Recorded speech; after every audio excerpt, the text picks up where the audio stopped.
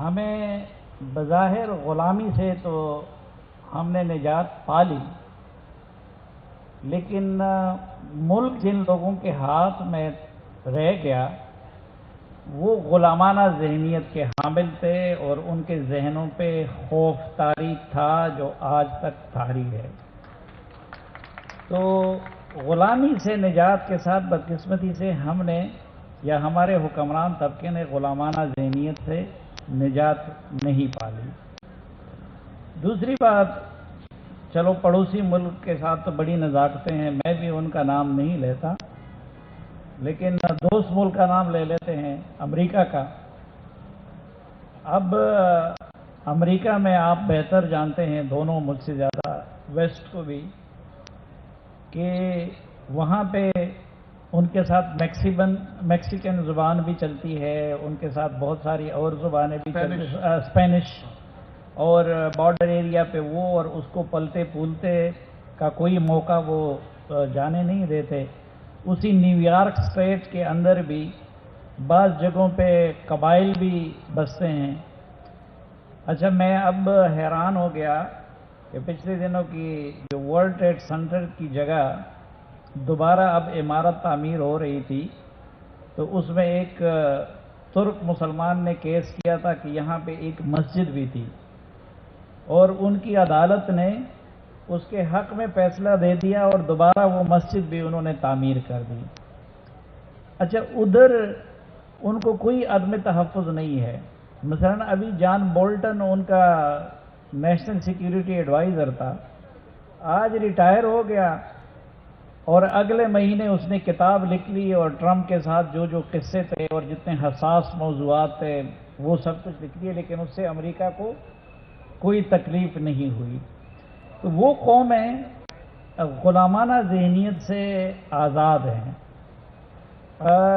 جو آپ نے بات کی، ایک تو یہ ہے کہ آپ کو تو شروع سے احمد شاہ صاحب جیسے دوست میسر آئے تھے، تو اس لیے بات سمجھنے میں آپ کو آسانی ہوتی ہے، جلدی سمجھ لیتے ہیں۔ میرا اس کے باوجود بات سمجھنے میں آسانی ہوتی ہے۔ نہیں، یہ دیکھیں، ایک بہرحال آپ لوگوں کو کنٹریبیوشن ہے کہ میڈیا نے اور اہل سیاست نے اس ملک کو ہر لحاظ سے اتنا پولرائز کیا اور اتنے بے ڈنگے پن پہ لگا دیا کہ آپ کو بھی اپنے پروگرام کا نام ذرا ہٹ کے رکھنا پڑا۔ اور یہ احمد شاہ صاحب اور گوپانگ صاحب اور یہ لوگ جو کر رہے ہیں نا، یہ بھی ذرا ہٹ کے ہے۔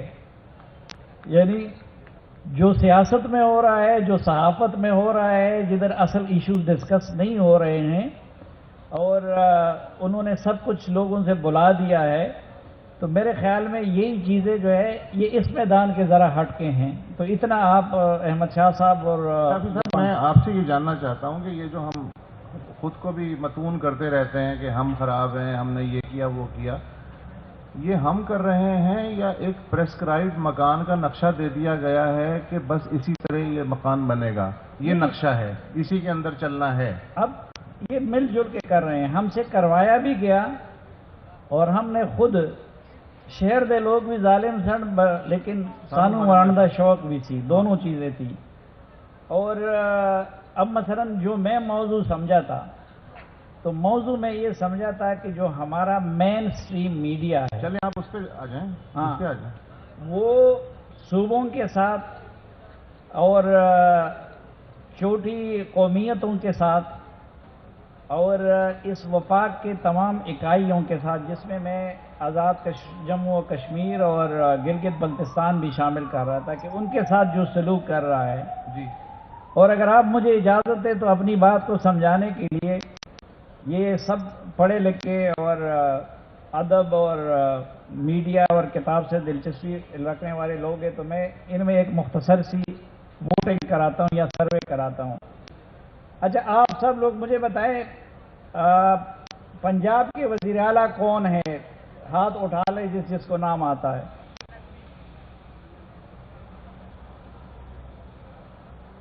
اچھا، ٹھیک۔ اور مجھے آپ میں سے کون بلوچستان کے گورنر کا نام بتا سکتا ہے؟ کتنے لوگ ہیں؟ اچھا، گلگت بلتستان کے گورنر اور وزیر اعلیٰ کا نام کن کن کو یاد ہے؟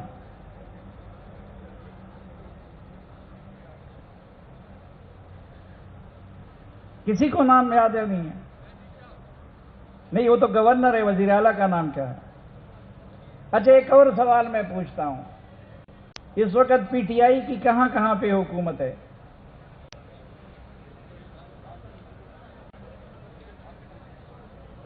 گلگت بلتستان اور ایک تیسری جگہ بھی ہے، کوئی بتا سکتے؟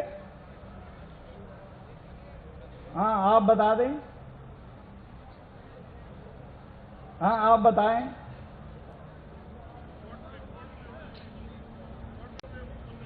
ہاں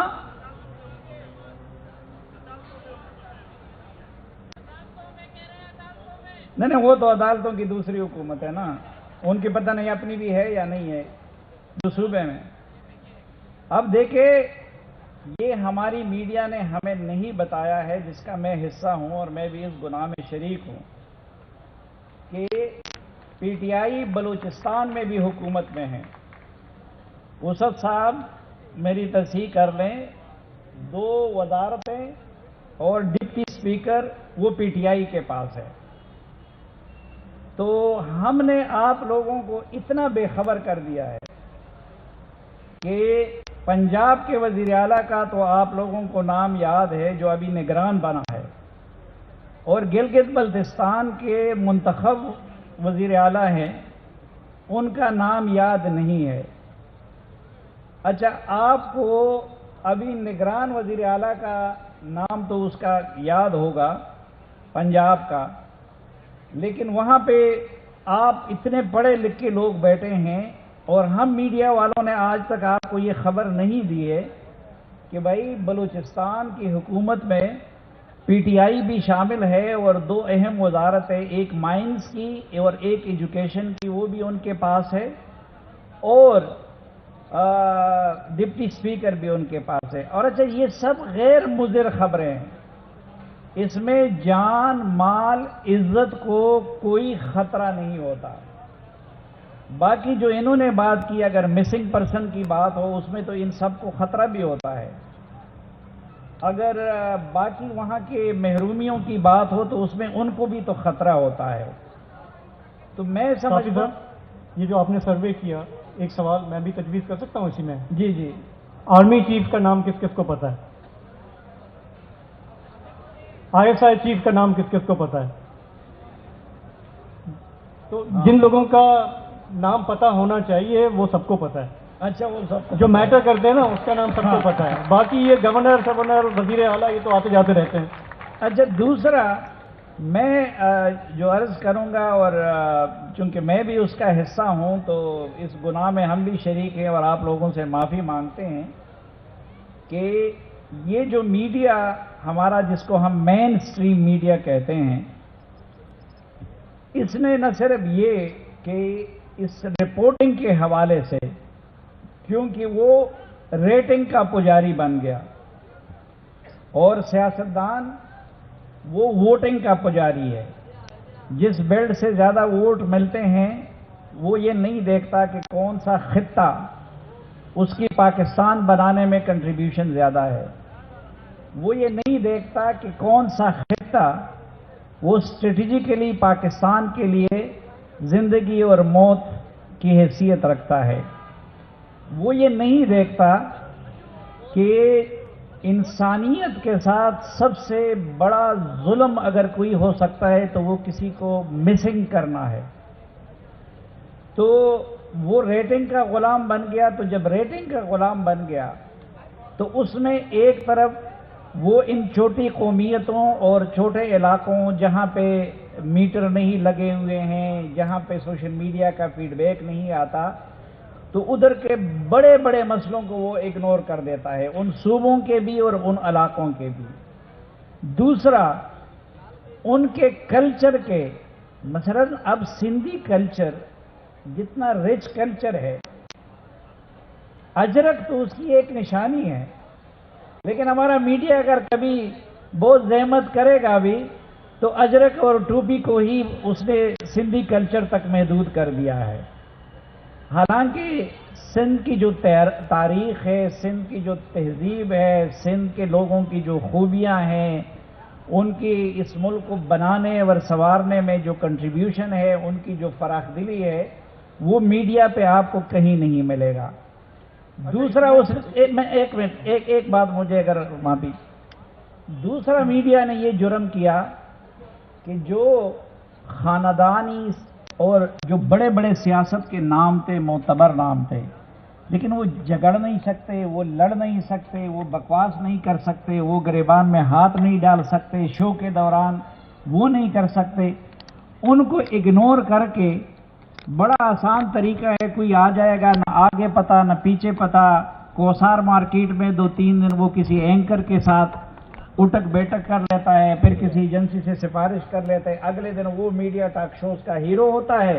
وہ بلوچستان پہ بھی بات کر رہا ہوتا ہے، وہ سندھ پہ بھی بات کر رہا ہوتا ہے، وہ سول ملٹری ریلیشن پہ بھی بات کر رہا ہوتا ہے، وہ سیاست پہ. دوسرا ظلم یہ کیا. اور آخری ظلم جو اس مین اسٹریم میڈیا نے کیا وہ یہ کہ اس میڈیا نے اس میڈیا کو جو اصل میڈیا تھا، جس کا اوسط صاحب نے ذکر کیا کہ جو سندھ میں بھی تھا، جو سرائیکی حصے میں بھی تھا، جو بلوچستان میں بھی تھا، جو پختونخوا میں بھی تھا، اس میڈیا کو پردے کے پیچھے ڈال دیا، اس کو لوگوں کی نظروں سے محو کر دیا.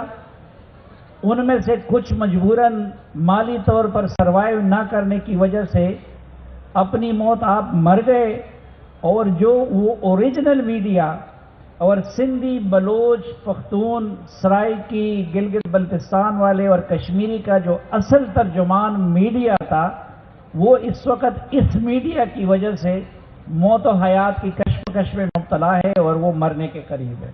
YouTube پر گوگلی ٹی وی دیکھنے کے لیے youtube.com کی سرچ بار میں گوگلی ٹی وی ٹائپ کریں. گوگلی ٹی وی کے پیج پر سرخ رنگ کے سبسکرپشن والے بٹن پر کلک کرنا نہ بھولیے. YouTube پر اپلوڈ ہونے والی ویڈیو سے باخبر رہنے کے لیے بیل آئیکن پر کلک کیجیے. آپ کو ہر نئی آنے والی ویڈیو کے بارے میں نوٹیفیکیشن موصول ہو جائے گا.